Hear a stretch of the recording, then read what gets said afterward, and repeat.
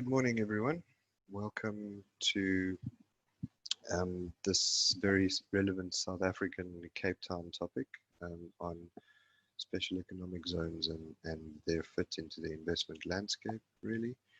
I would like to welcome everyone on the chat and especially the panelists with me today. Megan Jooste from the City of Cape Town, Matt Cullinan from the Atlantis Special Economic Zone. Thank you very much for agreeing to have a conversation with the participants today on the Greentech Expo. Just as a little bit of background and introduction to the topic, the City of Cape Town is widely lauded as the green technology hub of Africa. Because we have a strategic asset the city has a strategic asset within its boundaries called the Atlantis Special Economic Zone. So today you will hopefully hear about how the investment landscape in the City of Cape Town and the Western Cape works to try and create an enabling environment for green technology investment into a very strategic, incentivized location in the form of a special economic zone.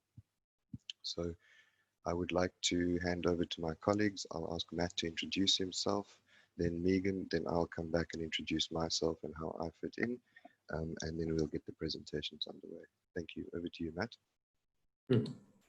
Thanks, Jared, and good morning to everyone. Looking forward to sharing some of our experiences and thoughts on the Atlantis Green Tech Special Economic Zone today.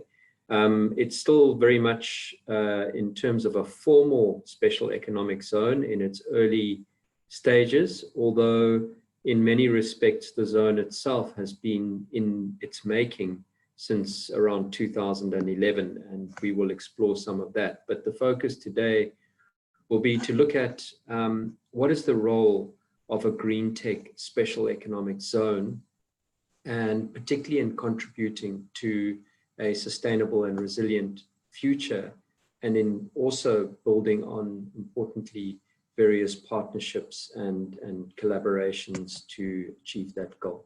So my role in the Atlantis SEZ is the infrastructure executive. So very much looking at how we can run this zone, not just attracting green tech, but also as a green tech demonstration in its own right.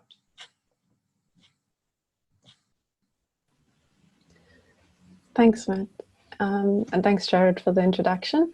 As Jared mentioned, my name is Megan Jooste, and I work in the City of Cape Town's Enterprise and Investment Department. And we work very closely with various partners, including Green Cape and SEZ itself, through Westgrow and other partners, to unlock the economic opportunities for the green economy in Cape Town. And I'll speak a little bit to some of the programs that we run in that respect, as well as some of the partnerships that we have in the presentation as it unfolds later. And just to speak to our department more broadly, it's really about providing a conducive environment for business to operate in. So we do a lot of work with investors, either directly or through our partners, to make sure that we really provide for the right type of ecosystem for investors to land their green investments in. Thanks, Jared. Thank you, Megan. Thank you, Matt. From my side, my name is Jared Lyons, and I hold the role of investment promotion within an organization called Green Cape. Green Cape and Westgrow work very closely together under a service level agreement to promote investment, specifically green economy investment, green technology manufacturing investment into the green economy of Cape Town and the Western Cape. So today we'll run you through a little bit. I will introduce you to Green Cape, and then I'll kick off with a very short presentation on how this service level agreement works, the relationship between Green Cape and Westgrow, and how that relationship bodes well for investment promotion and facilitation into the Western Cape and the City of Cape Town.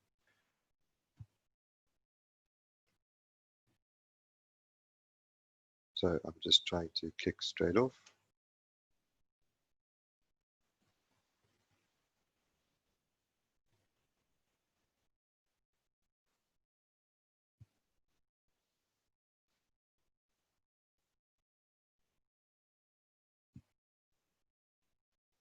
So who is greentech? I'm going to play a short video so that it's much easier to explain to an audience who greentech is and what it is that we do through a short video.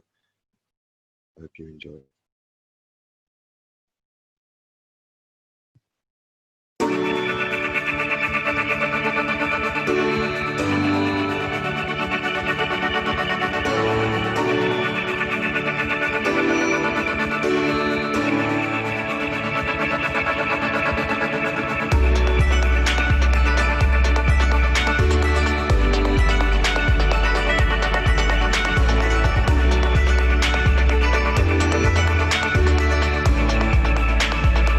greentech works at the intersection of government, industry, and civil society.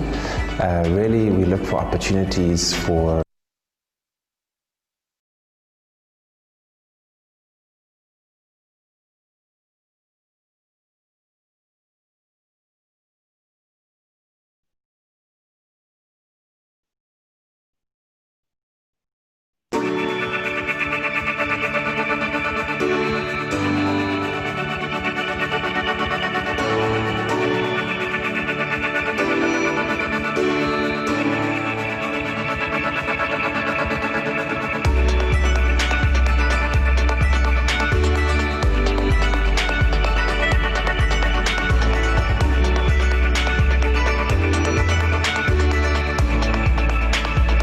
greentech works at the intersection of government, industry, and civil society. Really, we look for opportunities for commercially viable green technologies in emerging economies. Our market intelligence reports, we produce those annually across 6 different sectors. Those are the reports that we use to try to highlight the opportunities that we've seen in the green economy in South Africa. It's a wonderful opportunity to showcase where the country is moving to, what the changes are in legislation, in policy, which companies are doing well in a sector, and what we think the opportunities are in the long run. Our market intelligence reports are one of the ways that we work with our funders towards our vision of a thriving Africa. We've had great relationships with the Friedrich Naumann Foundation, City of Cape Town, the Western Cape Government, and various partners from national government here in South Africa. A strong and balanced energy sector is essential to allowing South Africa to address many of the wicked problems that we face, while setting up that opportunity for a strong and resilient green economy.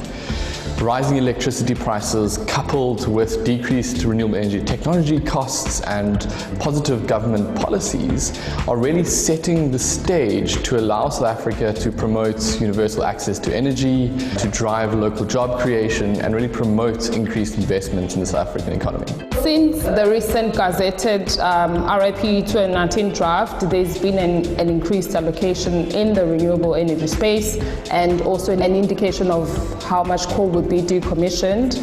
And I think that is quite a very strong commitment from the minister to sort of really give more confidence in the industry in terms of where the country is going in the energy mix policy. The term energy services is used to describe 2 key market segments in the energy space, namely small-scale embedded generation, or SEZG, which includes rooftop photovoltaic or PV systems and energy storage, and 2, energy efficiency. These 2 market segments are increasingly bolstered by opportunities in the energy finance sector. Hot opportunities or emerging opportunities in the space.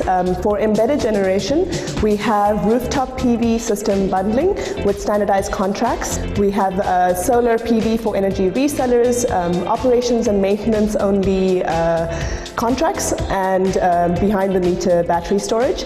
And in energy efficiency, we are looking at the modernization of South Africa's large stock of existing buildings. The South African automotive industry represents 7% of our national GDP, as well as around 30% of our manufacturing industry. And that means that the world's transition towards electric vehicles and a cleaner mobility sector provides some exciting opportunities, both for this market to expand through the manufacture of public and private electric vehicles, as well as for the creation of new industries through the manufacture of batteries to supply this market. The move towards a cleaner transport sector for the country represents an exciting economic opportunity and job creation opportunity for South Africa. I think the the major shifts that we're seeing from the 2019 MIR to the 2020 MIR, specifically in agriculture and water, is that people are moving from a reactionary drought kind of response approach to rather thinking about their investments to improve resilience in the longer term. I think there's a much greater awareness of the kind of climate shocks that we can expect into the future, and businesses are really looking to secure their own income and their production into the future, and are really thinking very seriously about the kind of investments that are needed to make that a reality. We've known for quite some time that climate change is going to result in less rainfall, particularly in the western half of the country. And we know that population growth, increased population growth, is going to require more water in the future, as well as economic growth. Some of the key drivers currently in the water sector is for the government to increase resilience to extreme climate events, and also to ensure that water is not a constraint to economic growth in the future. Some of the encouraging signs that we're seeing from a policy and regulation point of view is that government is increasing its support for infrastructure projects that are privately financed, and developing a broader pipeline of projects that can be implemented by municipalities and water management agencies. In 2020 MIR, we identified two major opportunities, one which is in the industrial market and the second one which is in the municipal market. So in terms of the industrial market, we identified the agri-processing sector, which has been earmarked for the national growth, and we identified energy efficiency opportunities, which also includes water reuse in the agri-processing sector. And we also identified the municipal market, where I talk about bulk water and wastewater infrastructure. In that sector, we have identified also energy efficiency opportunities, and we are also looking at water reuse, which is water reclamation, potable water reuse. So these two major opportunities in the municipal market, mainly focusing on the large South African metros. So we look more at the primary agriculture sector. Some of the opportunities we've identified that we think will play a significant role. Firstly, precision agriculture. That's a focus on becoming as efficient as possible with your inputs, especially water. So here specifically we look at kind of remote sensing applications for precision agriculture. So this is mostly drone and satellite data. Another opportunity is undercover farming. This ranges from low-tech agriculture, such as your netting and your tunnel systems, to more sophisticated systems where you have full control over every single aspect of your production. Conservation agriculture. This is essentially a soil health management tool for the long term. Another key opportunity we'll be focusing on for the first time this year in the MIR is looking at the kind of urban agriculture space within South Africa. We've recovered slightly from the drought, but there's still an impact in the agriculture sector, long-term kind of effect. Where is this going in the future, and how does the sector invest to more proactively become resilient in the longer term? A lot of the drive has been driven from the municipal waste management landscape, where we're seeing more increased dedication and funding of waste management projects, voluntary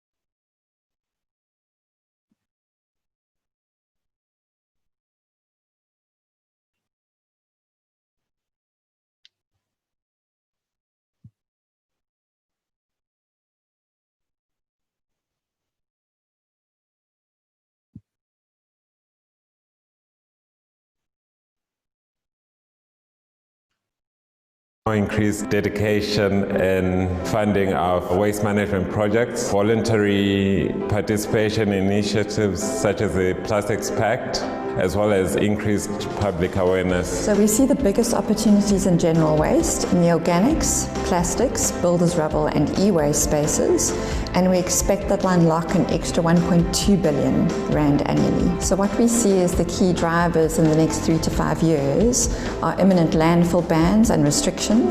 So that's in the organics, e-waste and the plastic space. Looking to increase the recyclability of all plastics packaging within South Africa, And finally, particularly in terms of the rubble space, we see the rising logistics and the virgin material costs as real incentives for the market development in this area. The Western Cape Industrial Services Program is a program that utilizes a concept called industrial services.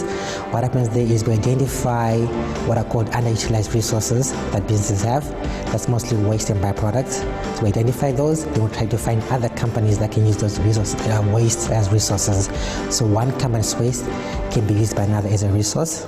So this concept actually assists companies meet the triple bottom line. Industrial services is an instrument that can be used to drive the circular economy because it assists with integrating secondary materials back into the economy, which is what circular economy is all about. It's all about closing material loops, and that's what industrial services does by looking at the waste hierarchy and focusing on the first 3 tiers of the hierarchy, which are avoid, reuse, and recycling. GreenCape does a lot of work in the green economy, broader green economy. The subsectors we work in are the water, waste, renewable energy, and agriculture sectors.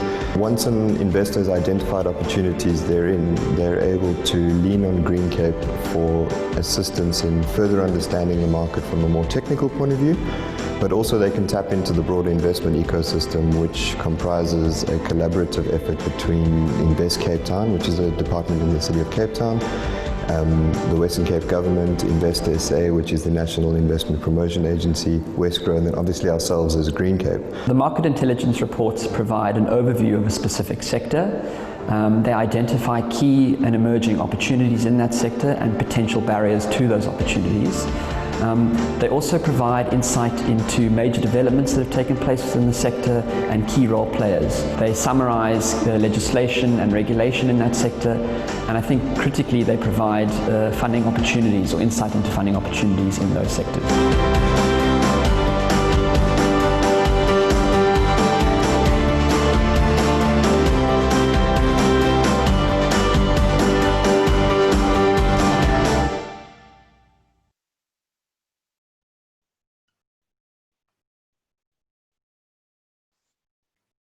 Thank you. I hope you enjoyed that video. It gave quite a comprehensive overview of what GreenCape as an entity does. And I apologize, there seem to have been a few technical glitches on the way or along the way. And I'm experiencing one. There we go, right now. So just very quickly, if I may, I'm not going to prolong my session or my specific talking points, but the video speaks quite largely to collaboration and how the various tiers of government and the special purpose vehicles funded by government and the SOCs or SOEs, state-owned entities, state-owned companies, work together to try and promote and facilitate investment. I'll run you through how this all works very briefly and why the Western Cape and Cape Town are very good regions to land your green technology investment.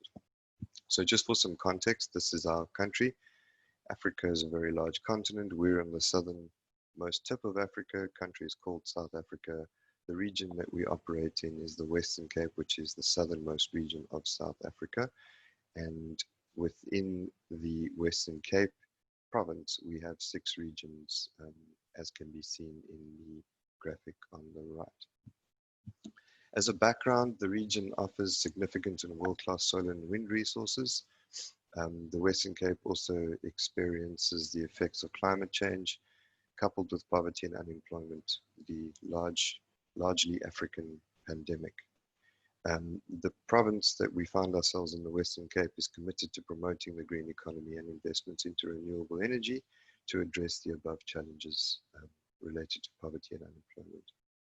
So Western Cape as a renewable energy hub rather for Africa, there are very compelling reasons why the Western Cape is viewed by many as the green economy hub and green technology manufacturing hub. Coupled with a strong, rapidly growing market for green technology and services in South Africa and beyond, the Western Cape offers the following. But there we go. Sorry, the slide took a very long time to switch over. It really is an enabling place for sustainable energy. We've managed to land some of the larger companies operating in this renewable energy space. Gestamp Renewable Energy, Resolux Danish wind turbine component manufacturer. Skytech Solar is a very vertically integrated solar IPP, and Dewey, everybody I'm sure knows Dewey. We've spoken a lot about the significant market opportunities which exist in the video that I played earlier. But key in our region is that we have a very supportive government that has made ease of doing business and the green economy key priorities. Both the Western Cape government and the City of Cape Town have made them key priorities, and you'll hear shortly after my presentation from the City of Cape Town as to how they've done that. We also have a very supportive university, I'm going to say infrastructure. We have 5 globally recognized universities, 2 of which often find themselves in the top 100 universities around the world. And we have a range of investment incentives in industrial areas, as well as the Atlantis Special Economic Zone for green technology manufacturing. So the types of support that we provide to investors, this is just a little bit of some bragging rights, if we may. The National Investment Promotion Agency, InvestSA, alongside the Provincial Investment Promotion Agency, Westgrow, and ourselves as Green Cape, received 2 awards from UNCTAD for best practice in investment promotion. The first award was for a significant investment in manufacturing capacity in the renewable energy value chain in the form of Gestamp Renewable Energies. They manufacture wind turbine towers, as you can see from the picture in the right. In 2018, InvestSA, Westgrow and Green Cape won another investment promotion award for their role in supporting 3 of AgriProtein's projects. So very briefly, AgriProtein is an organization that manufactures protein, insect protein rather, from black soldier flies. So they utilize waste to grow black soldier flies. The black soldier flies pupate, and the larvae are then dried in ovens. Protein is removed, fats and oils are removed, and the protein is used as a feed source for chickens and fish. So a little bit more about the collaboration between Westgrow and Green Cape. It really does show how closely aligned everything is that we do in the Western Cape. It shows how important renewable energy is, because Westgrow approached Green Cape and said, considering you the market experts in this space, we are not going to go on this journey by ourselves. We should really partner with you, with your technical ability and our ability to travel internationally and market the region as a superb investment destination. This could really bode well for a successful collaboration. So I've already spoken about what Green Cape is and how we're structured. I haven't, sorry, but the video has. So I'm going to, yes, a little bit of bragging rights at the bottom. You'll see that it says the partnership has been recognized an example of global best practice, as mentioned earlier. But key here is that this partnership has contributed around 10 billion rands worth of investment facilitated into the province in the last 3 years. 10 billion rand equates to around, I suppose, $800 million. So the Western Cape really is an enabling place for sustainable energy. So as much as that $800 million worth of investment into our economy is significant, it's not such a difficult place to do business. So my opinion is that that should significantly grow over the next few years. We have some world-class conferencing facilities, and we've attracted some of the largest energy conferences at these conferencing facilities. And a list of those are provided on this slide. So the investment ecosystem in the Western Cape and Cape Town can be quite complex when looking at this diagram, but essentially the outermost squares, Westgrow, Invest Cape Town, InvestSA, One Stop Shop, and Green Cape, all work together to promote and facilitate investment into key areas. So on the right, you'll see that we're responsible, all 3 or 4 entities rather, are responsible for promoting the Atlantis Special Economic Zone, but also promoting the opportunities which are associated to the Special Economic Zone. Another way of saying that is we are responsible for promoting the opportunities in the green economy, which can be leveraged by utilizing the special economic zone as a geographical location to set up investment. These are some of the entities. I won't speak too much about this. I think the City of Cape Town will address this in a little bit more detail, but really we have a few key partners in this ecosystem which really do provide significant support to investors. Westgrow and Greencape we've covered. Invest SA is Westgrow's equivalent at the national level. And then Sarebi is a renewable energy business incubator set up to incubate SMMEs to enter into this renewable energy value chain. Saratech is an educational institute, a South African Renewable Energy Technology Center based at one of our universities in Cape Town called the Cape Peninsula University of Technology. They offer bespoke courses on wind turbine maintenance and technology associated to solar panels as well. So when you graduate the Saratech program, you are internationally enabled to work on any wind farm or solar PV installation around the world. So thank you very much for your time listening to our presentation.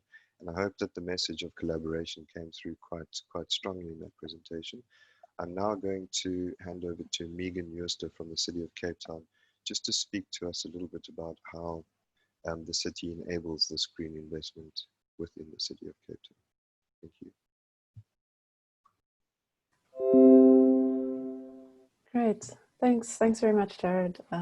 Thanks also for the introduction. And I'm just going to share my screen. And hopefully that's come through right on your side. Yep, we can see it. All looks good. Great, thanks. So thanks very much. Yeah, it's a pleasure to have the opportunity to speak with everybody here today. And as Jared mentioned, I'm from the City of Cape Town, and the department that I come from looks at, in particular, enterprise and investment as its key focus. We do this through a number of ways. We've got a variety of branches that have different focus elements, the first of which is investment facilitation. Linked to that is a number of investment facilitation offices across Cape Town, one of which is in Atlantis itself. So it's embedded as part of that ecosystem in Atlantis. We also have a branch that looks at promoting catalytic sectors, which the green economy is a priority amongst.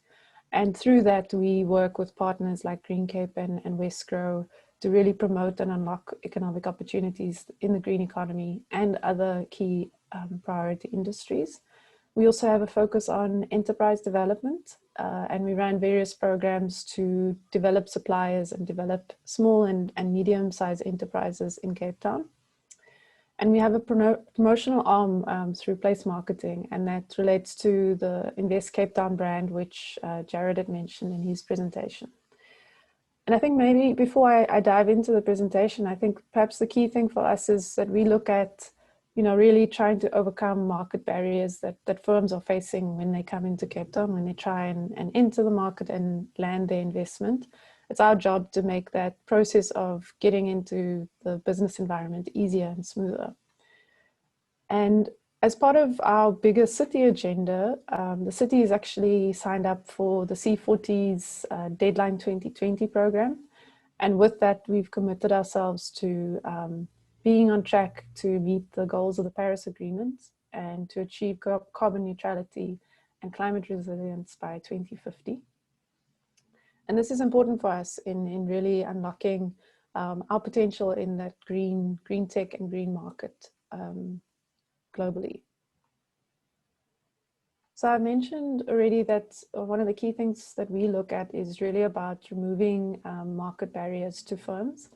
And we can be proud to say that in the 2018 World Bank's Doing Business report, that the City of Cape Town came out tops in terms of dealing with construction permits and also in supplying electricity to firms. And these are obviously key elements to kickstarting any business in any location. And we definitely want to maintain, but also expand, how we perform on our indicators in terms of that business ecosystem. And we also have to be sort of honest with ourselves and focus on regularly relooking this business environment. You know, where are there challenges? Where are there opportunities that we really need to be harnessing?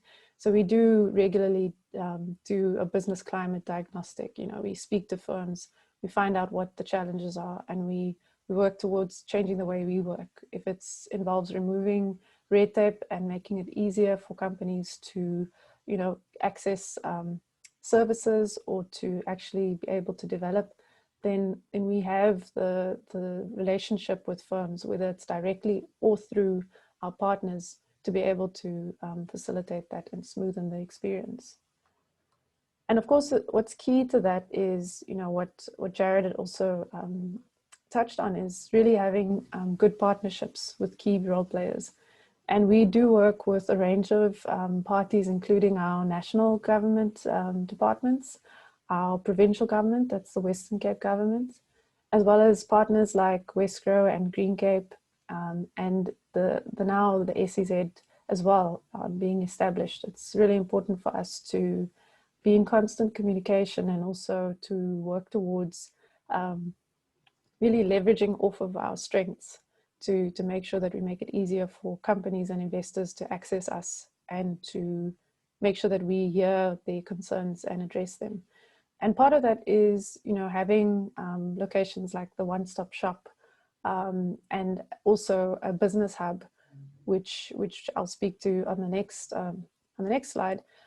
But in terms of the Atlantis area, we also have a investment facilitation office, as I mentioned. And what they're able to do is, you know, when an investor comes in, when a business wants to establish itself, they can assist companies with selecting an appropriate location.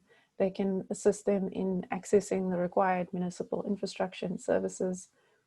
That offering also extends to business establishment, you know, in advising in terms of land use applications and building plan applications, even facilitating negotiations for municipal incentives.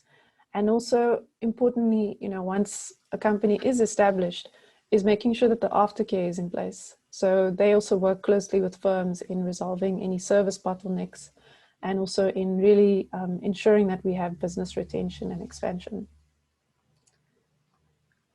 We also have a business hub, which we established last year, which is a walk-in center where firms can come in and acquire support. And, you know, obviously we've also been able to reshape the way we work in light of the pandemic. So a lot of that support went virtual, and it will continue to have a virtual and a face-to-face arm to it, which is great. And it's a exciting time to be growing our access to companies and making sure we're more accessible. And a key partner that we have in the renewable space in that respect is Saribi, that Jared also touched on, the South African Renewable Energy Business Incubator. And we fund Saribi to also provide companies with support in actually establishing things like how to get on the city supply database, so how to become an actual service provider to the city, but also in terms of training in sustainable business practices. And for us, it's important to, you know, promote these types of businesses, because in the case of Atlantis and the fact that Saribi is based in Atlantis, it's an important role player in accelerating existing businesses in Atlantis that will ultimately be providing direct services to the firms that land in the SEZ in future.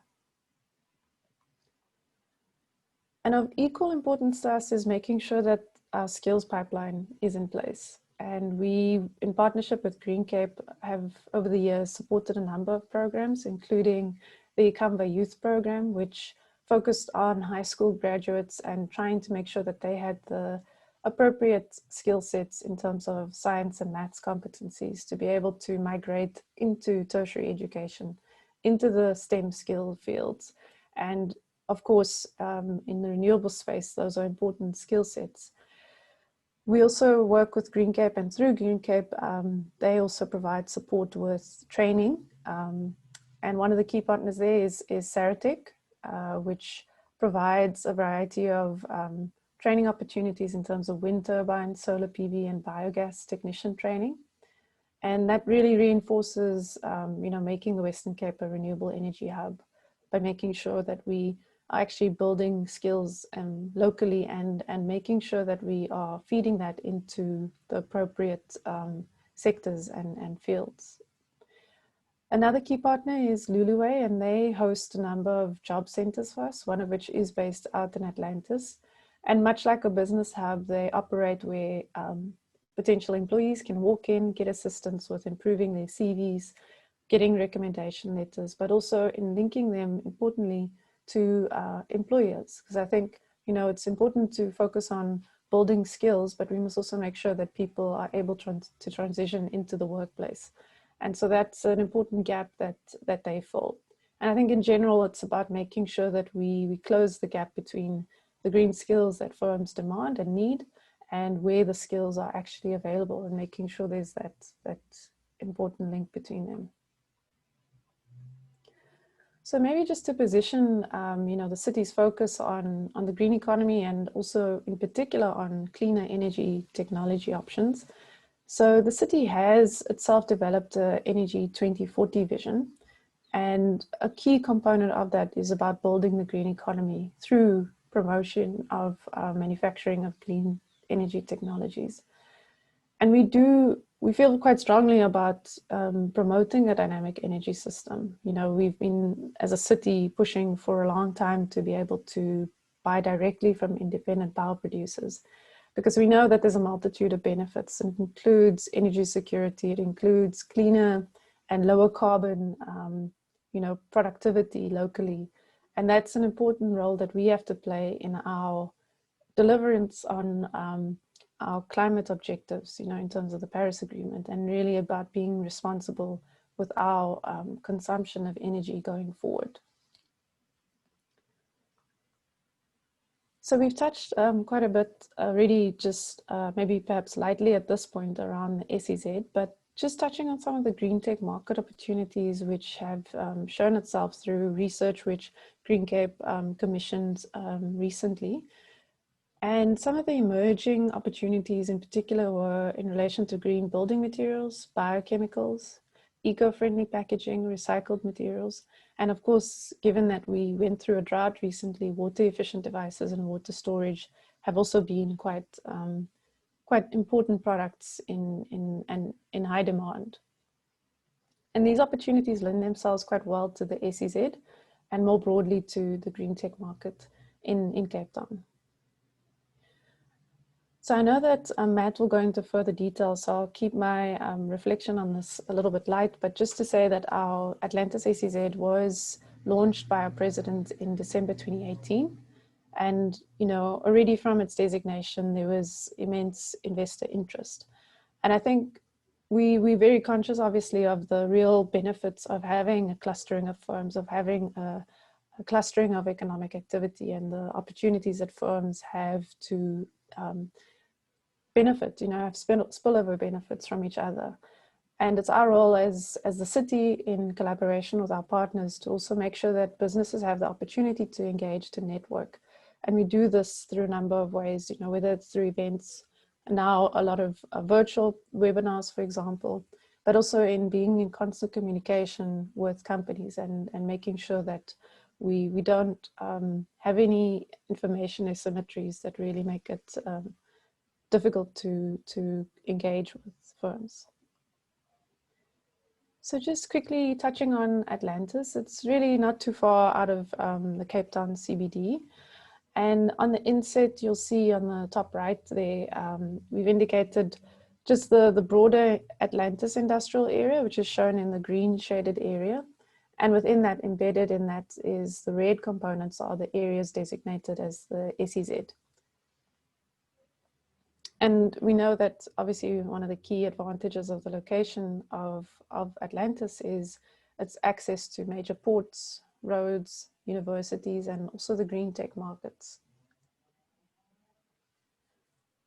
So, you know, what is the reason for the choice of Atlantis? Well, we know that there's a strong and growing South African and African market for green tech.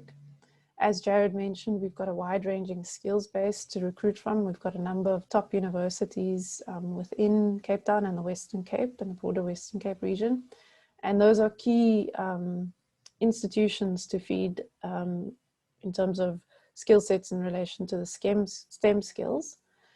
We also have extensive investment support. As I mentioned, we have an investment facilitation office, but we also have partners like Greencap and Westgrow that support us in making sure that firms and investors don't have to confront barriers when they enter and try to land the investment. And we also have a range of new successes in Atlantis, including, that there's large tracts of land that's industrially zoned. The infrastructure has gone through upgrades recently. And there's a number of attractive incentives in place for investors and for tenants. And that includes tax relief and allowances, employment tax incentives, and a number of other incentives which firms can access.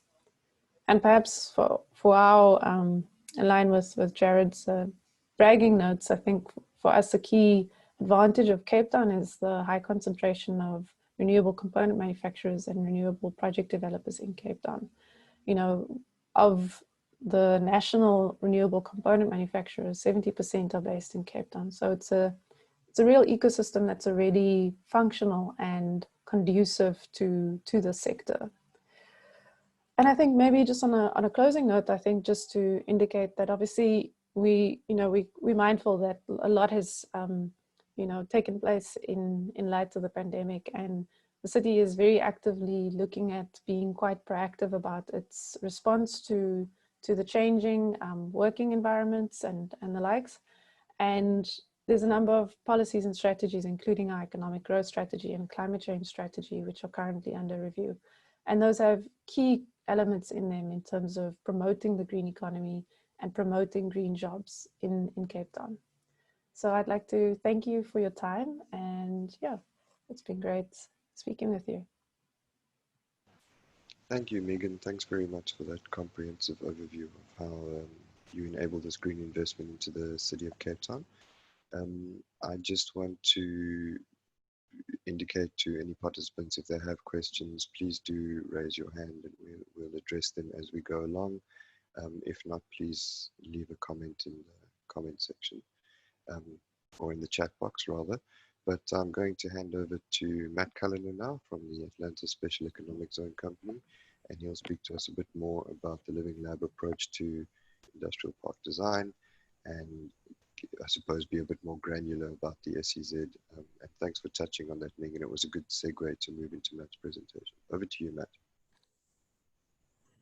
Yes, indeed. I think, thanks, Megan. That's a great sort of link to what I'll be talking about, which is really focusing on the Atlantis SEZ, but more specifically looking at the future of green industrialization and what does that look like. If we're serious about a future that is sustainable and resilient, if we're serious about building a circular economy, and even moving towards concepts that revolve around things like no growth or zero growth and how that could work in a meaningful way, then those are the kinds of things that we're also looking to explore in the context of the Atlantis SEZ. We know that the future has to be different from the way things are today.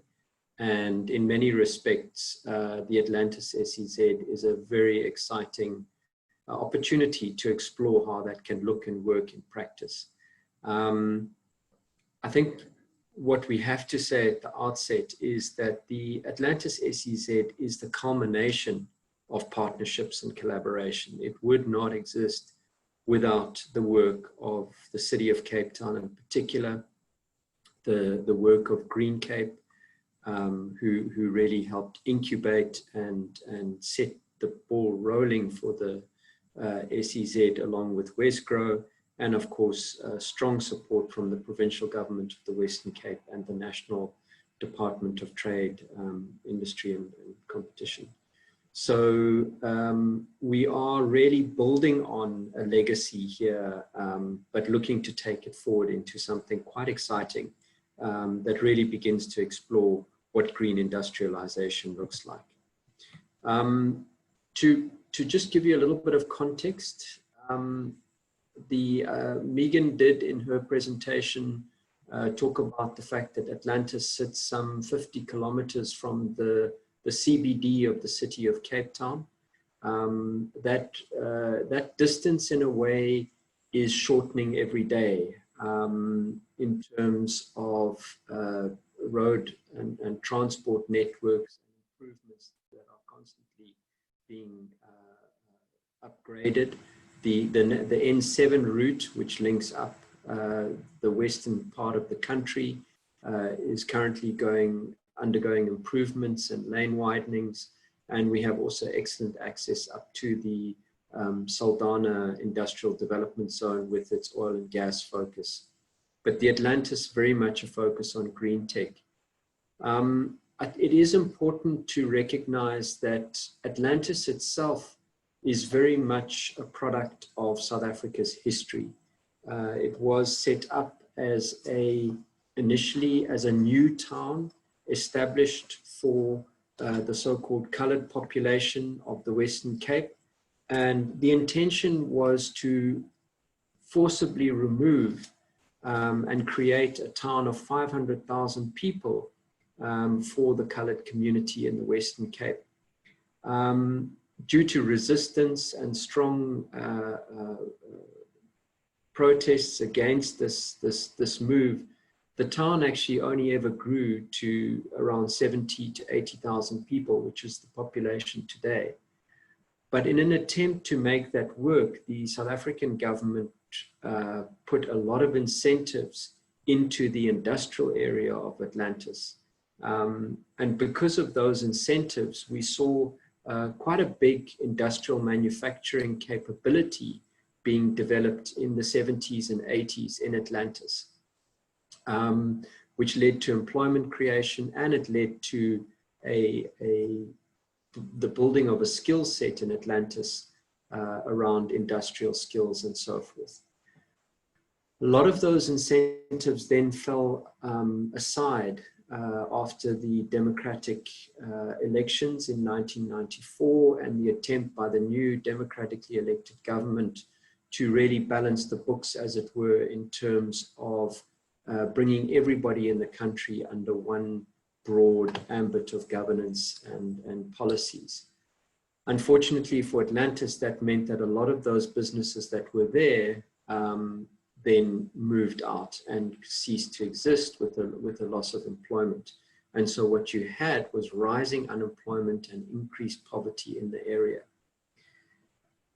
It really is from that very sad story that we now see the beginnings of an attempt to revitalize Atlantis. And that started way back in 2011, when the city of Cape Town, together with the Western Cape government and the national DTI, Department of Trade and Industry, started working together, and a partnership was really born then between these three parts of government to say, how can we work together to revitalize this area, to make it work?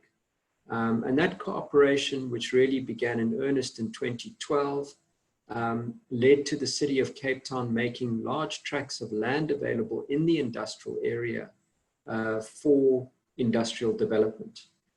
To that, in 2013, the city of Cape Town added additional incentives.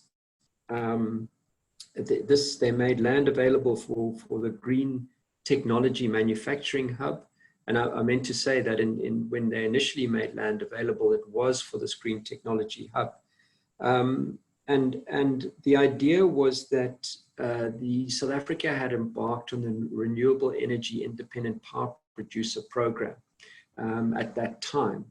And there was a need to provide a space for the manufacturing, for the suppliers of your wind and solar and so forth. And so the idea was that this vacant industrial land in Atlantis would be the perfect place for this, particularly as many of the industrial skills that existed amongst the community in Atlantis could be, in a sense, refocused into the renewable energy sector, and in fact, more broadly, the green sector. And so this green manufacturing hub was born. In 2013, the city of Cape Town added additional incentives. both financial and non-financial incentives. So the city then came to the party and offered things like development contribution deferrals if certain job creation targets were met. It also offered speeded up development application processing and so forth. And on the back of that, we saw companies like Gestamp Renewable Industries investing considerable amounts of money and really beginning to build a cluster of green manufacturing in the SEZ.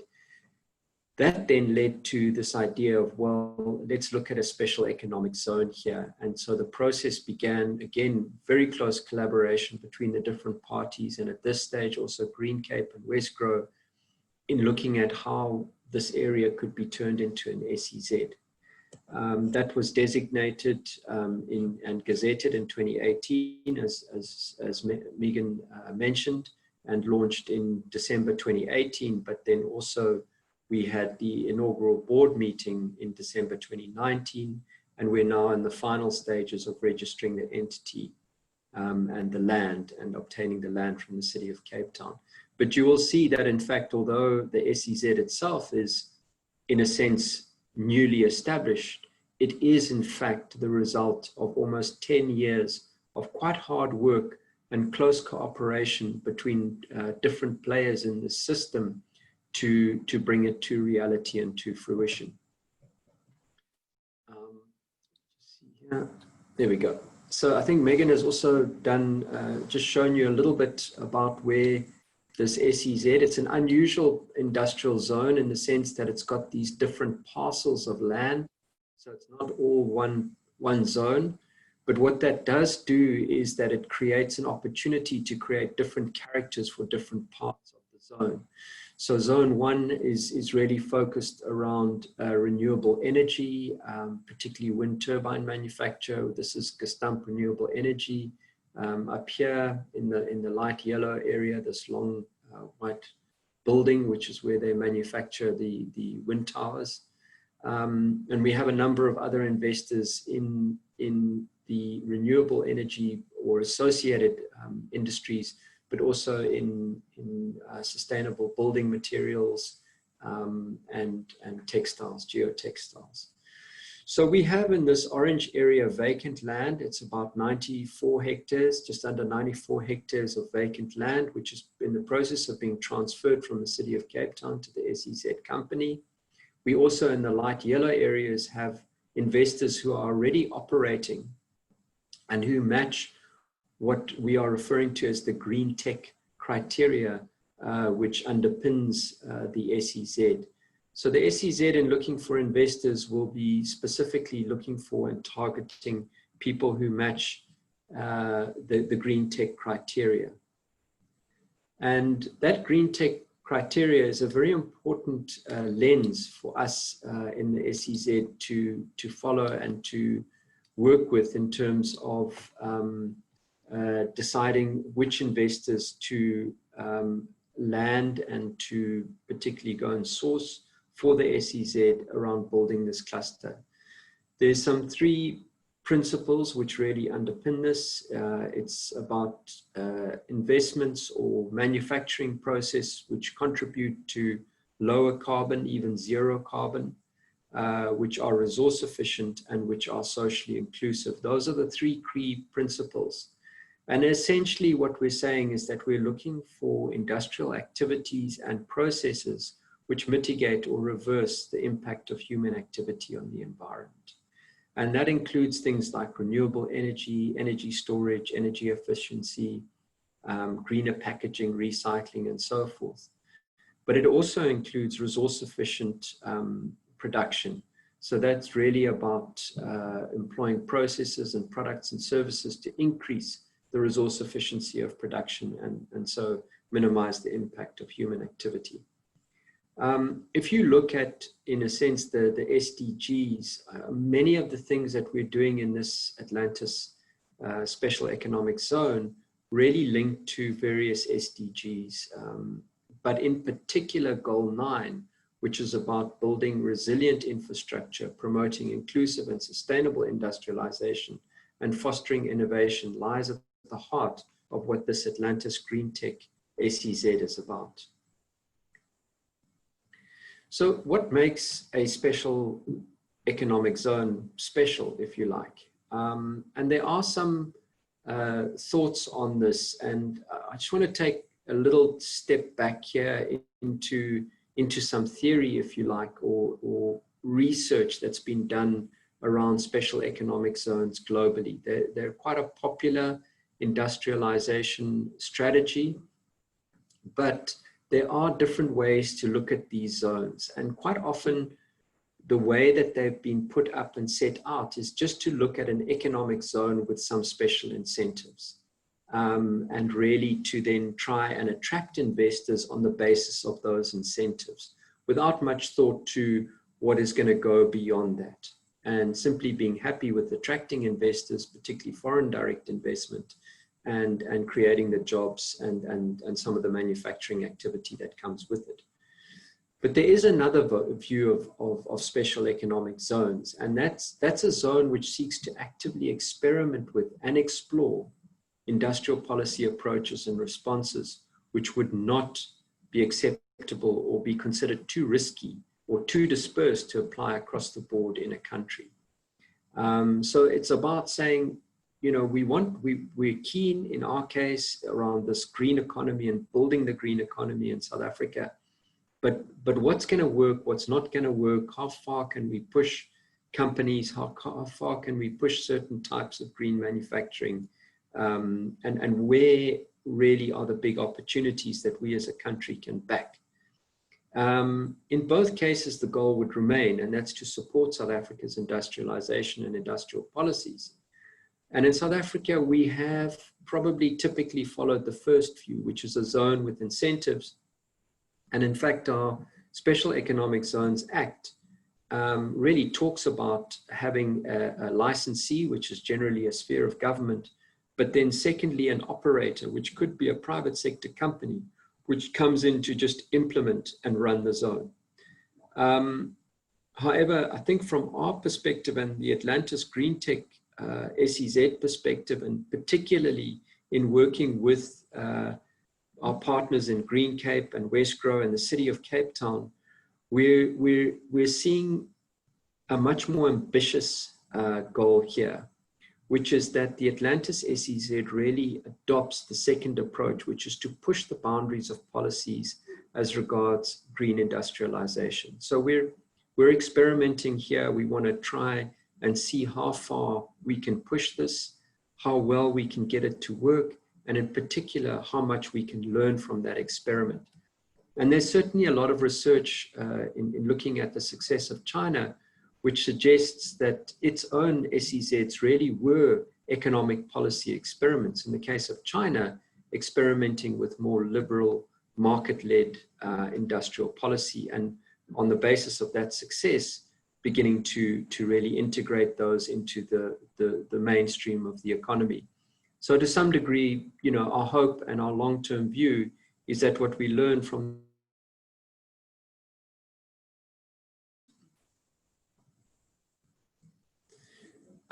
if we are going to use SEZs as policy experiments, then, you know, SEZs aren't necessarily the right tool in every instance. And if we, you know, so one has to ask the question, what is the problem that we're trying to solve? And is the SEZ the right tool?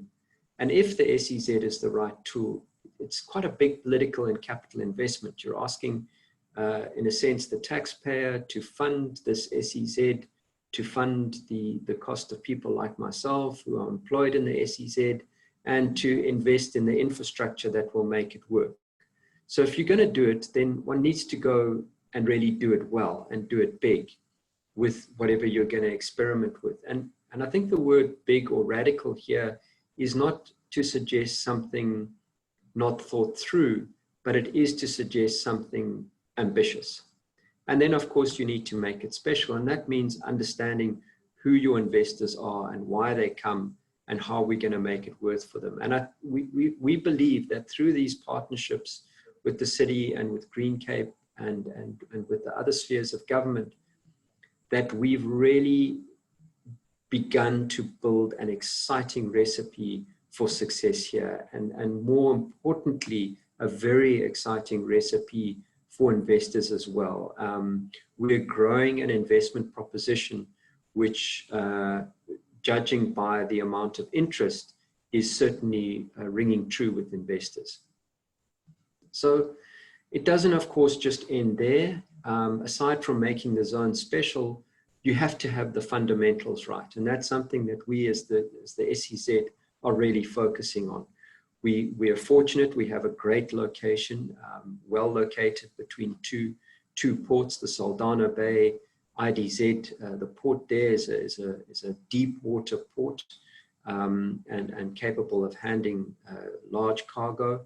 But the Cape Town port is also there, and that's got well-established infrastructure and systems. The role of ourselves as a company, we also see as very important. We work closely with Greencape, we work closely with the City of Cape Town, with the provincial government. So as an investor, if you come to us as the Atlantis SEZ, and for whatever reason we can't help or accommodate you in our zone, we are in a position to refer you to the City of Cape Town or to Greencape, and where there may be other opportunities or other aspects that an investor could explore. By the same token, if someone comes to the City of Cape Town and if they fit well with what we're doing in the zone, they will refer that investor to us, and we will pick up that conversation. So you're moving into an ecosystem where we're working very closely with each other and in almost daily and constant contact. So we understand where we're all coming from. And then linked to that is the quality of infrastructure and services provided. At the end of the day, any investor wants to know that there's security in their energy, that there's security in their water, that there's security in their labor, and various other aspects that they require for a stable production process. What we're doing also is recognizing that although we have 94 hectares of greenfields land, which we're making available to investors at very competitive rates, the real benefit of an SEZ is often through the spillovers. You can talk about a direct employment in an SEZ of, say, 2,000, 3,000 people, but indirectly we know that through the supplier companies, through the supply chains, you can really leverage the investment into an SEZ to build your regional economy, or in our case, to build the regional and the green economy. So how do we maximize those benefits to the surrounding community? And Megan mentioned this specifically in her presentation about the skills and enterprise development programs. So we're working closely with the Cerebis, the Saratex, the City of Cape Town, and in fact, the SEZ is coordinating a lot of skills and investment development training programs in Atlantis and working with these different partners to ensure success. So through that, we hope to maximize the spillovers and the benefits to the surrounding communities and more broadly. And then the policy environment is essential. We all know that an investor likes certainty. They may not like everything that they're confronted with in a particular investment destination, but if it's certain and it's stable, they can make plans and they can work around some of the less pleasant aspects of a particular location. But if your policy environment is constantly changing and is uncertain, then that creates a very difficult environment for the investor to look long-term and to build up a strategy for their company and for their production. So we really are focusing, and I think Jared in his presentation really underpinned the work of Greencape in building that stable and consistent policy environment for the green economy to grow and thrive. So that link is very important, and it's something that we're all in agreement around, that is. And in fact, if we look at the investors in the SEZ today, they have really come through the kind of policy stability and environment created by the Renewable Energy Independent Power Producer Program. not all of them, but a good chunk of them. So, so that has nothing to do with special economic zone incentives in themselves. It's got to do with the stable policy environment, which has created the space for those investors to take long-term decisions. That's critical. And that links really to the last point there, that expecting investment incentives to do the trick just doesn't work. In and of itself, it's not enough. They're very nice. It's very nice to be able to offer them to investors, and we certainly want to be able to offer them to investors. But if that's all that you're banking on, then you're not going to create a successful zone. So below the line then, being special, we believe that our specialness, if you like, is about exploring a trajectory towards a low carbon and resource efficient future whilst growing social inclusion. That's what we want to create a template for. And of course, that means also benefiting from the growing domestic and global market in green tech. And then being bold, actively experimenting with what zero carbon means, what resource efficiency means, and what socially inclusive industrialization means. Getting those green economy fundamentals right, and helping to build, in a sense, the classroom, the lab, the living lab, as we call it, for how this policy could work and pan out more broadly. Excuse me a second, I just need to mute my.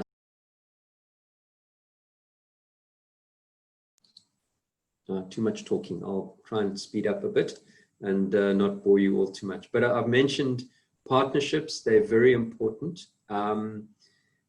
Coupled with credible management, good infrastructure, as we've mentioned, the proximity to the ports, the skills that we have in and around the area, and then of course the green tech and what we're calling our living lab theme provide important investment rationale. But knowledge and funding partnerships are also key to the SEZ strategy, and even more so now in a kind of COVID world in which we've seen a dramatic shrinking of our economy, and with that the funding. So we need to work together to pool our resources. We have excellent partners in the City of Cape Town, the National Department of Trade and Industry, the Western Cape Government, National Treasury, the Revenue Services, and we work very closely with them in building a coordinated approach to attracting investors. We're also now having to explore more actively our lending fraternity, our development finance institutions, the DBSA, the IDC, to look at how we might need to leverage funding from them to create that really excellent infrastructural base from which to build. There's a technical and scientific expertise, particularly as we're trying to push the boundaries of this living lab concept. What does this green economy and green tech manufacturing future look like? And there we can rely on our Council for Scientific and Industrial Research, the CSIR. We're talking to GIZ, to UNIDO, to draw on that expertise, and we're constantly looking to expand our partnerships and to build those memorandums of understanding and working links to some of these. We're actively building that at the moment with GIZ and the Council for Scientific and Industrial Research. So what is this living lab that we talk about? I think it's about an industrial experiment, and it's about what makes our zone special. It builds on three principles, as I've mentioned, the low or zero carbon, the resource efficiency, and the social inclusion. And these principles guide which investors are considered green tech and able to invest. So we assess any interested investors to see that they meet these criteria. And then with the living lab concept, we're saying, well, if we're applying this to investors, we also need to apply these principles to how we run and operate the zone. And that's really where this living lab idea come from. And it's purposefully used because we want to work with academic and other institutions and see the SEZ as an opportunity to showcase green tech, to share those lessons, to share what's working, what doesn't work, and how we can expand this way of doing things around the country and even globally if we have those kinds of successes. And that's really what gets us up in the morning. That's what gets us going, and it's very exciting, and it's fantastic to see the kinds of technological innovations that are out there. One of the best things is talking to the investors and the exciting ideas that people are coming up with all the time for how to make our future green and sustainable. So it's a great place to work in that sense. Lots of interesting people and some wild ideas, but also some wonderfully pragmatic and far-thinking ideas as well. For us, we see there's benefits for investors in us taking this approach. We're looking to reduce the service costs. So, you know, if, for example, we're providing our own energy through solar and wind, we could reduce the service costs and the energy and improve the energy security for investors. Jared, in the video from Green Cape, they spoke about their industrial symbiosis program. So we're looking to work with that program and to improve how we can reduce waste to landfill and how we can rather direct the waste from one industrial process as an input into another.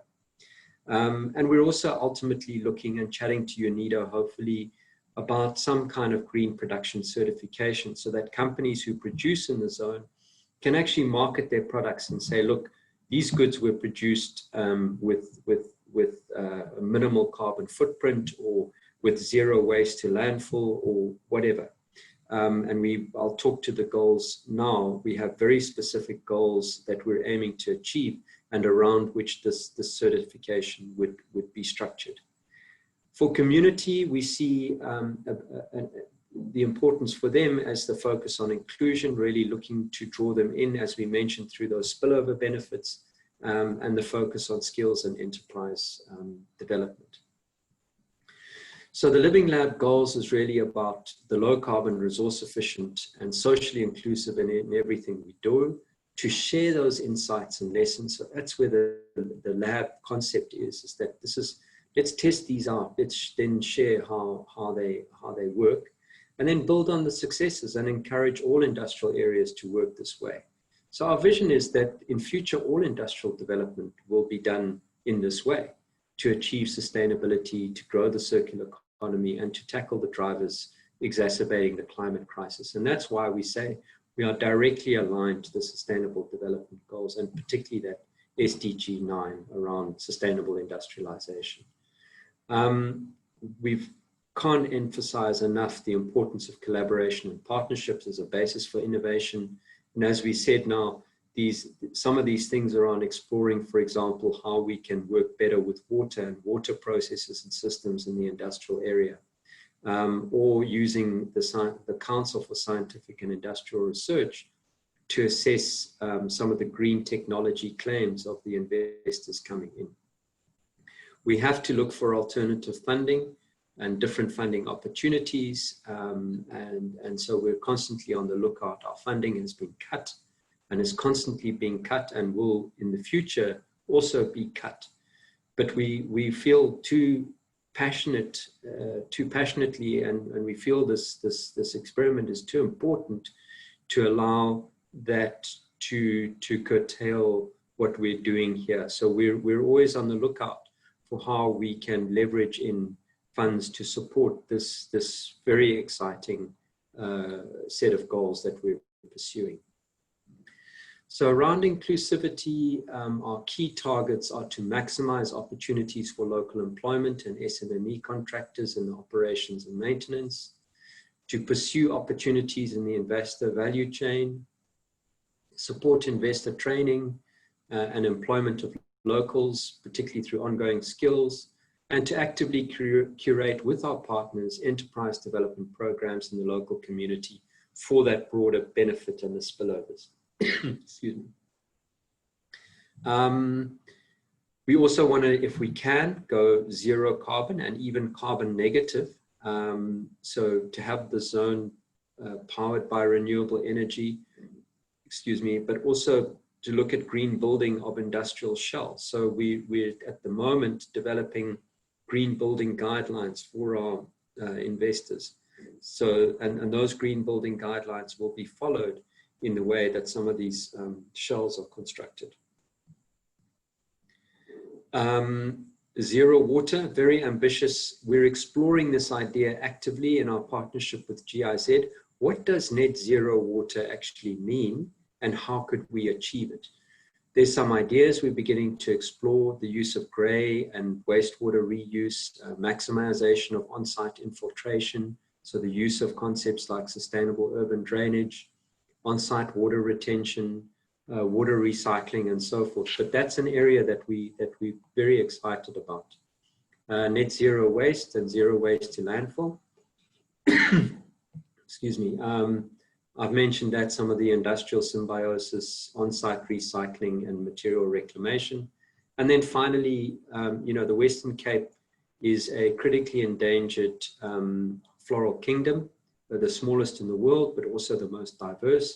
And where the Atlantis industrial area is no exception to that incredible natural diversity. So we want to work with and maintain the natural systems, the flora and fauna on the site. And again, we're currently working on developing landscaping guidelines so that we can protect and enhance the indigenous flowers and support the ecosystem that's there.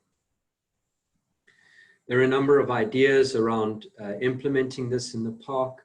So although we're focusing on investment in the SEZ itself, we're also hoping to encourage private response outside of the special economic zone through a private investor in mixed-use hubs, looking at green building demonstration village, particularly for entrepreneurs and residents who might be investing in the zone. The possibility of a waste digester facility, particularly if we're looking at using gas for energy or as a source. A materials recovery facility, potentially linked to the industrial symbiosis program, and a green tech hub to foster innovation. And that will be one of our first investments that we're currently targeting, is this green tech hub. This is my second last slide. You'll be pleased to know I'm nearly there. Really just to highlight the Sustainable Development Goals and the degree to which what we're doing here really contributes significantly to building resilient infrastructure, promoting inclusive and sustainable industrialization, and fostering innovation. But we're also, through our Living Lab, working to ensure sustainable consumption and production. We're looking at taking action to combat climate change. We're looking at sustainable management of water and sanitation. We're looking at affordable, reliable, sustainable, modern energy.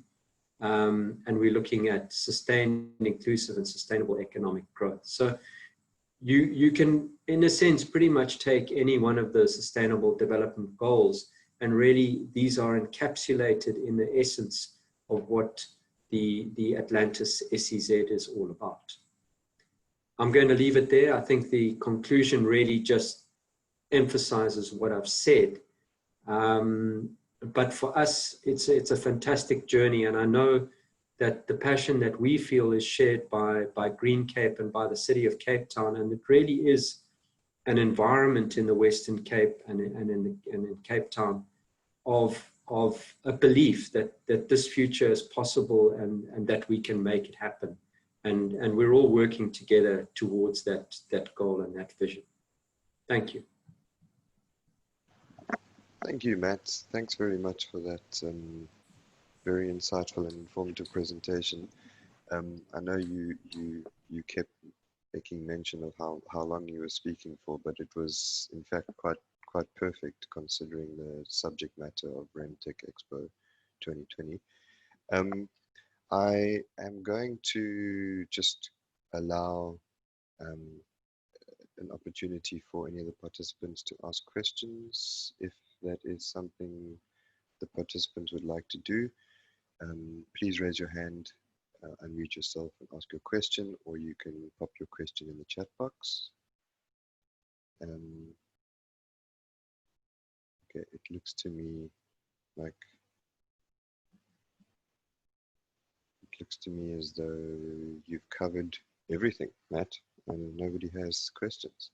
And same for you, Megan, and I guess myself as well.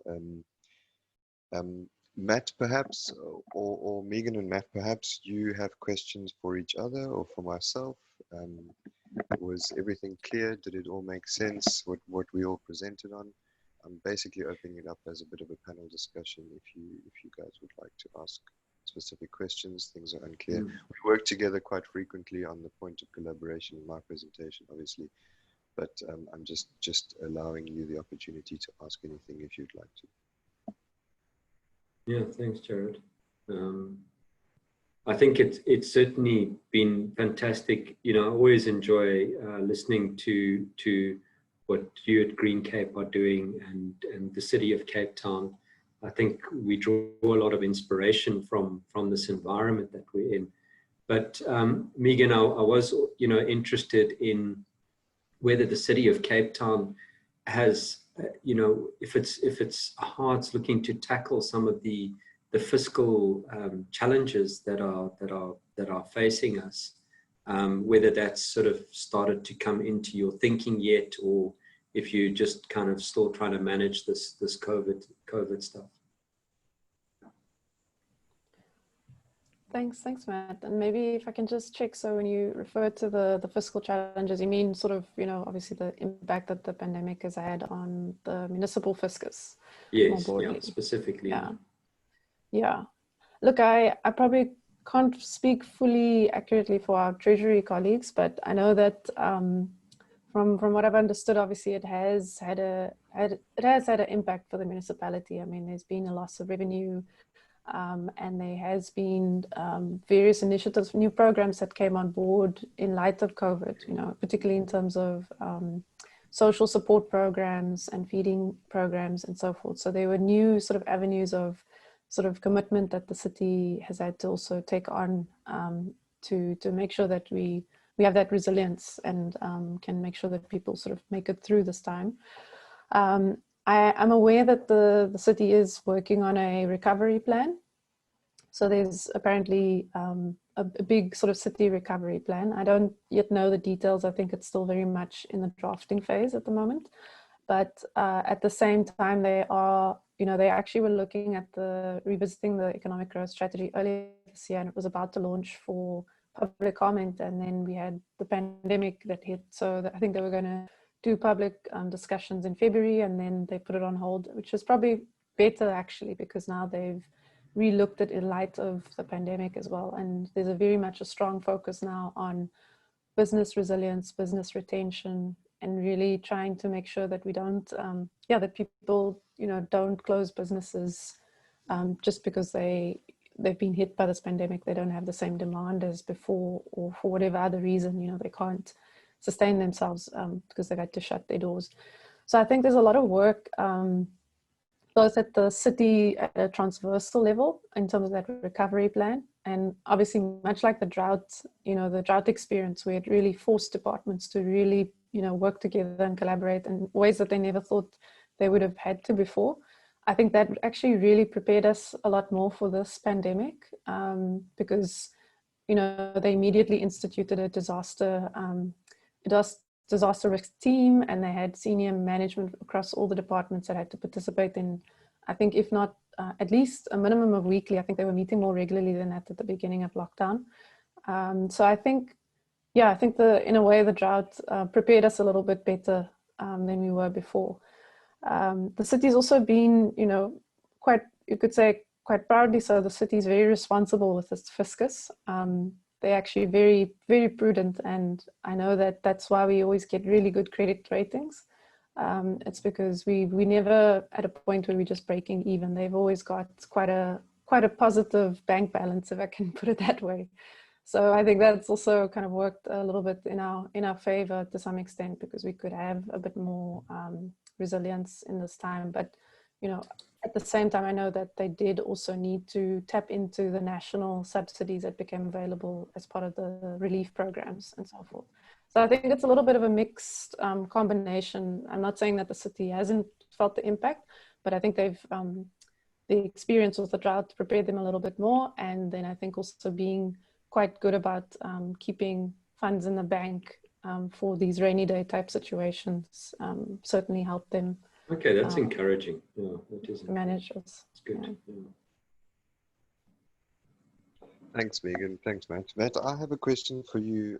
Perhaps you could highlight a specific example that fits nicely inside of your living lab. So what I mean by that is having an anchor tenant that has an, underutilized resources that can be used in a secondary process. So if you're locating two businesses next to each other, how can they benefit from each other? Yeah. Is there a specific example you can speak to, or? You know, I think there are certainly a number that we are quite excited about at the moment, which are in a sense potentials on the horizon. You know, as you're aware, there is this new call, this emergency power procurement that the Department of Energy has put out, and the Atlantis SEZ, I think thanks to the foresight of Greencape and others in the city, has an environmental authorization for a gas to power, and that could well form an important part of this emergency power.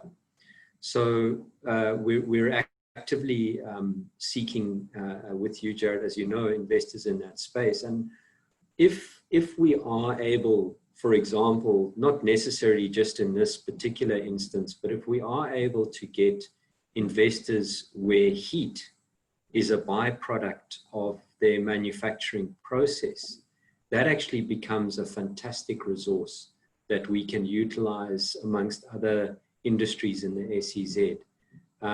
Heat, as you know, in industrial processes is used in all sorts of different ways, from curing in industrial processes, be it paint work, or be it certain kinds of chemical reactions that are required for products.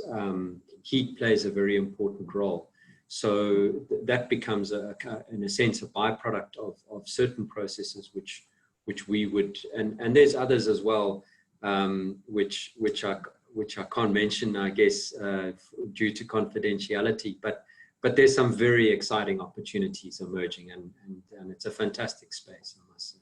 Thanks, Matt. And obviously, when you speak to this heat as a byproduct, that's going to reduce the carbon output of the associated company requiring that heat, right? Yeah. Okay. Yeah. Exactly. Thanks very much. So I don't see any more questions. I thank the Italian audience. I know it's challenging to often have a fully English panel, and yeah, it's difficult to understand, I'm sure, at times, especially considering that we speak relatively fast, and Megan, Matt, myself speak to each other quite regularly. So sometimes things are said without actually saying things, but I do thank the Italian audience for their time and commitment to listening to us. Matt and Megan, thank you very much for your participation. It's lovely to always be surrounded by experts in their field. And yeah, I thank you very much for your participation. Any last words, or shall we close? That's all good. Thanks, Okay, Jared. Thanks, no worries. Megan. And Thank thanks you, Matt. to our Thank you, audience. Megan. Thank you. And, Thanks, and Jared. have a wonderful Thanks, day. Matt. Thanks so much for your participation. All the best, everyone. Thank you. Keep well. Thanks. Ciao. Bye. Ciao.